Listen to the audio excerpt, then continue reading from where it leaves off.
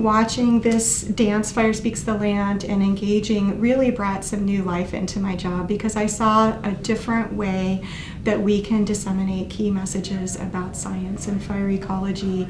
And it really reaches out to people that might learn and take in information in many different ways.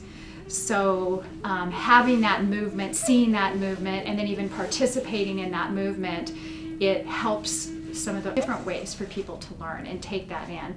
And so really reaching out to maybe people in a cognitive manner, so they're thinking about that, but then in their affective manner. So also I think hitting those emotions or those feelings as they're watching the performers. And then again, it just is a perfect blending of the science and the performing arts. When fire dances with ponderosa pine forests, it creeps through the needles and grasses and crawls up the low shrubs. These creepy-crawly fires burn the ground fuels and the little fur who crowd in under the huge old trees. The animals flee to escape the fire.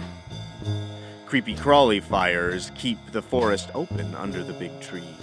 Both the dances that taught ecology and just general forest species, talking about the difference between lodgepole, ponderosa, whitebark pine. Not only did you learn about the tree species, but how fire interacts with those tree species, and then how ecologically regrowth happens. And dance as a movement was a fantastic way to show that. You walk into the woods and stop and look around. There's an easy way to tell which forest you found. There's a whole world of forest to smell and to see. Today we're only gonna talk about 3.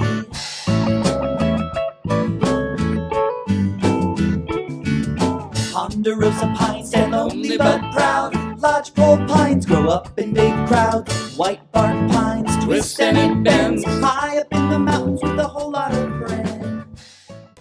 We learn in fire training that firefighters can understand 3 things. We give them a triangle. We give them the fire triangle. And the dancers dance the fire triangle. They dance fuel, oxygen, and heat in a very interesting way. Fuel, heat, oxygen. Fuel, heat, oxygen. Fuel, heat, oxygen. Fuel, heat, oxygen. And after watching just the first little bit of the program, I realized that these weren't just dancers, these were really skilled interpreters. And they used choreography to tell this story in a way that delves with the mystery of fire and the complexity of fire and the intricacies of fire ecology in a way that the audience gets it. Fire burns from low to high because heat likes to rise. We call this convection. That's why fire on the ground can sometimes climb trees.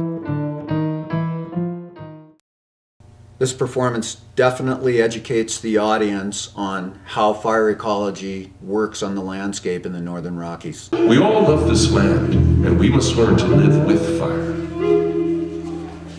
Fire speaks the land, and the land speaks fire. Adeptamos, I have spoken. Soaking up of this wonderful program, I spoke to Karen Kaufman, the dance director, afterward, and I said, Karen, I saw my 60 years of fire research and fire management pass in front of my eyes in 1 hour.